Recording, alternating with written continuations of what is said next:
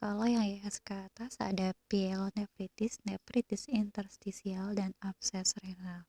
Jadi kalau yang pyelonefritis tadi ya sudah saya jelaskan ketika bakterinya tadi memang berasal dari kantung kemih, kemudian menjalar naik ke bagian pelvis ginjal. Nah, ini dikenal dengan istilah radang pelvis ginjal karena memang untuk bakterinya tadi memang sudah ada di kantung kemih, kemudian dia akan naik menjalar menginfeksi bagian ginjal, terutama di bagian pelvisnya atau bagian terluar dari ginjalnya tadi. Nah, kemudian untuk yang nefritis di sini yang diserang adalah bagian nefron ya. Jadi peradangan atau pembengkakan dari bagian nefron ya. Kalau yang abses renal ini penimbunan nanah ya. Jadi memang biasanya terjadi akibat suatu infeksi bakteri. Nah, kemudian agen penyebab lainnya di sini ada tadi yang saya jelaskan adalah E. coli ya atau entero golongan dari Enterobacteriaceae. Nah, nanti tugas kalian adalah membuat PPT tentang kira-kira agen penyebab lain dari ISK itu apa aja. Nah, sudah saya kelompokkan ya. Jadi kelompok 1 dapat yang Enterococcus faecalis, kelompok 2 dapat Proteus sp, kelompok 3 dapat Neisseria gonorrhoeae. Nanti penjelasannya di bawah. Nah, kemudian bagaimana sih cara isolasi, identifikasi, dan melakukan uji kepekaan bakteri yang menyebabkan ISK? Slide-nya tidak begitu jelas, jadi saya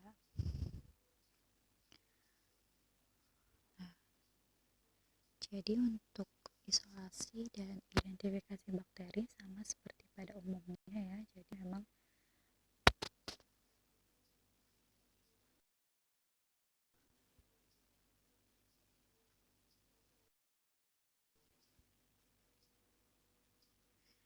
prinsip utamanya di sini adalah melakukan uji kepekaan bakteri, khususnya menggunakan difusi cakram dengan melibatkan antibiotik-antibiotik tertentu seperti penisilin, amoxilin, gentamisin, dan ceftriaxone. Jadi penggunaan antibiotik di sini memang pilihan utama dalam pengobatan infeksi saluran kemih. Karena pemakaian antibiotik memang secara efektif ya dan optimal memerlukan pemahaman yang khusus mengenai bagaimana sih memilih dan memakai antibiotik secara benar. Nah, antibiotik yang biasa digunakan dalam ISK di sini memang seperti yang saya tuliskan di slide ini. Nah, untuk alat dan bahannya juga kurang lebih sama seperti kalian melakukan praktikum ya. Jadi ada beberapa alat dan bahan yang memang tergantung, jadi sesuai kebutuhan. Jadi ada sampelnya, ada antibiotiknya ya, dan lain-lain. Dan terutama ada medianya. Nah, kalau identifikasinya di sini untuk melihat jenis spesiesnya, kita nanti akan menggunakan uji morfologi dengan pewarnaan gram. Nah, kemudian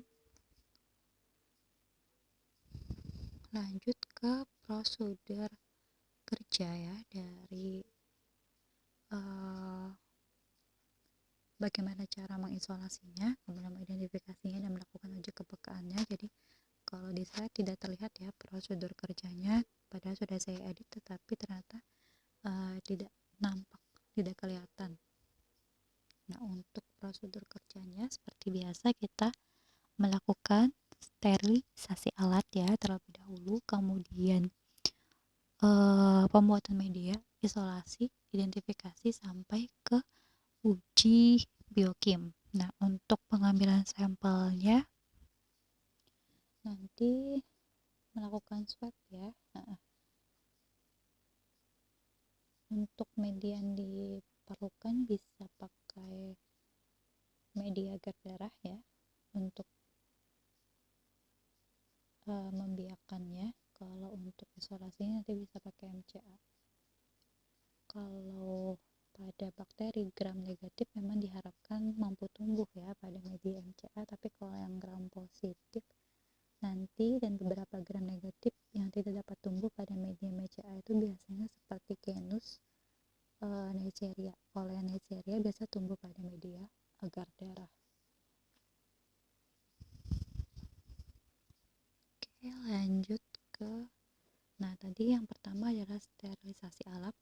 Jadi sebelum pembuatan media kita sterilisasi. Bisa dinikmati ya.